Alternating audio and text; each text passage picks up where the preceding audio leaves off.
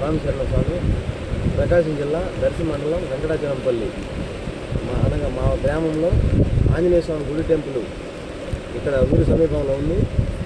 గత మోంతా తుఫాను కారణంగా కురుస్తున్న వర్షం వల్ల చెరువులు పొంగి వాగుతో వచ్చి ఇక్కడ ఆంజనేయ స్వామి గుడి టెంపుల్ ముందు బ్రిడ్జి పక్కగా గండిలో అవతలకి రాకపోకలకి అంతరాయం కలగగా మేము అధికారులకు తెలియపరచగా అధికారులు తక్షణమే దాన్ని చర్యలు చేపట్టి మాకు రాకపోకలకు ఎటువంటి అంతరాయం కలగకుండా అందరినీ సురక్షితంగా స్వాములందరినీ టెంపుల్లో గుండా యువతల రోడ్డుకి తరలించినారు.